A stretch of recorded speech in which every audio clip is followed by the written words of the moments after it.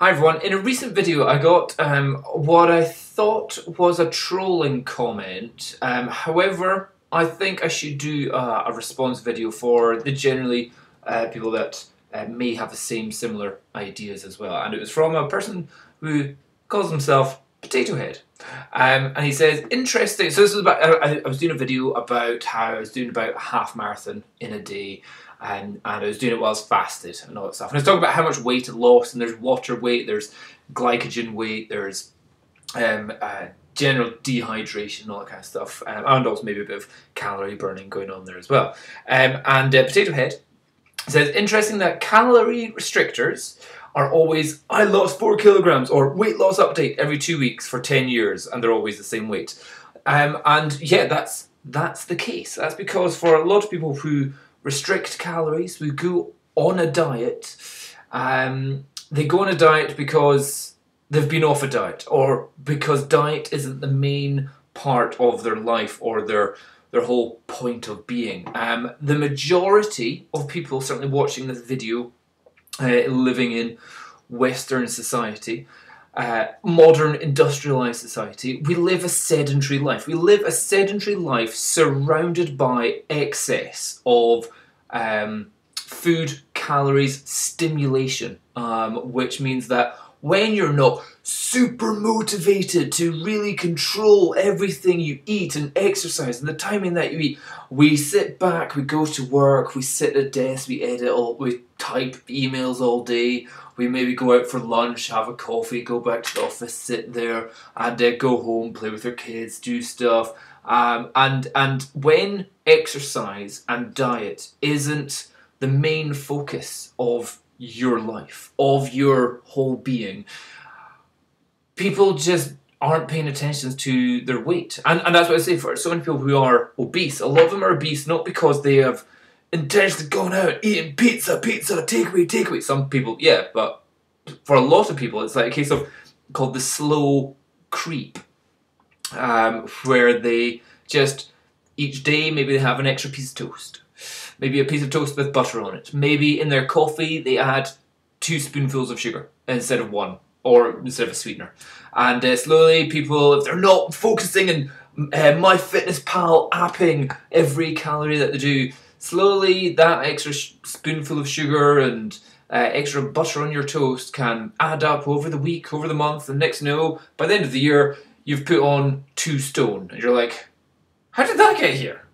What's going on here? And again, same time, people kind of going, oh yeah, I joined a gym, I'm totally motivated to go to the gym, and call up their mates, and like, oh, you can't make it today, oh, maybe I'll not go either. And then the next time is like the weekend, is like, oh, just go, just for a quick one. Then it slowly teeters off, and then in the society that we're in, we're promoted to be lazy. We're promoted to eat more. Every time you drive into a town, or cycle into a town, or walk into a town, or get a bus, public transport, billboards everywhere, adverts everywhere, just advertising delicious looking meals and food. So yeah, a lot of people, when they're not focused on their diet and their exercise, can slowly put on weight. And that's why with for a lot of people, the average dieting routines of, oh, restrict calories here, don't do that, try and cut down on this, doesn't work, because like, oh, I'll try only have 1 spoonful of sugar, but then you forget about it. And it's always little things which can add up to being little behavioural changes that add up to big things. And that's why so many people don't see the little behavioural changes. And that's why they kind of go, oh, that's why I think fasting is good, because it's such a behavioural change, and it's such a finalist? No, that's not the right word.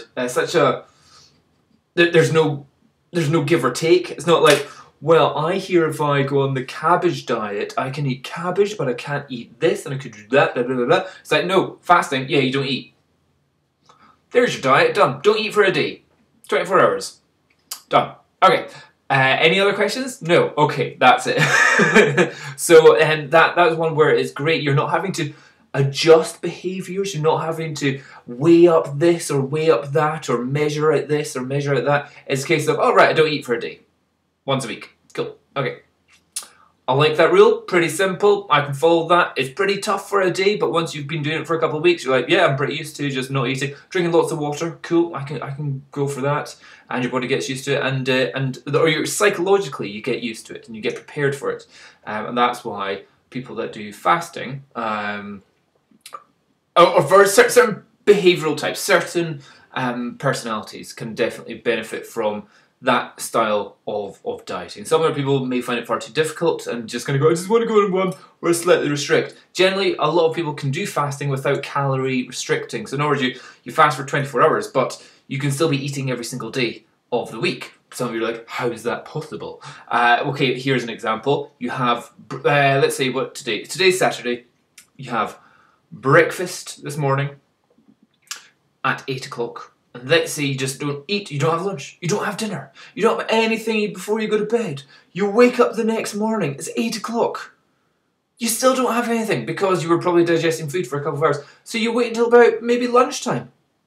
So you've eaten yesterday and you've eaten today, but there was over 24 hours in between. And that's just a time when your body's had a time to relax, to stop just constantly digesting and squeeze it. Was it, not paralysis, peristalsis, squeezing food through your intestine for 24 hours. It can just kind of go, let's relax and let our body heal itself and send out positive hormones. So yes, you can do fasting every single day and you can still have the required amount of calories every single day. But generally I would advise aim for trying to have this required amount of calories every week because otherwise it's just too difficult to try and push it. Or you could do what I do and don't care. Like, I don't pay attention, I don't focus on it, and it's a case of I can eat as many chili flavoured coated peanuts as I want, as long as on Thursdays I just don't eat. Easy peasy. And that's how I've been doing my diet, and that's how I've gone from 91 in the summertime down to got into 77 and a half this week. Okay, so that's part one. Part two of this diet. So it's like, yeah, a lot of people who are intermittent fasting or restricting their calories for a day, yes, they do lose weight because after you've got to your level and you're like, I'm happy with myself, you get back on with life. You just carry on with going and meeting your friends and doing other things, and life takes over, and diet and exercise are not a main kind of aspect of your life. They're just something which you do on a quiet day. And that's why people can slowly gain weight. So again, I don't have any problems with people who are overweight or even obese that have just suddenly kind of gone, hold on, how did I get fat? It's like, it can happen to pretty much anyone, especially also people who have been injured or maybe have some psychological issues, not even issues, but just general everyday kind of like depression, or certainly in northern or higher climates where you like there's low sun, you have not DOMS, that's delayed onset muscle soreness, you have SADS, seasonal affective disorders. A lot of people are just like, oh, I just don't want to do anything. Winter time, just like, I just want to be fat and cuddle up, you know? So people's diets can fluctuate from month to month, year to year, season to season.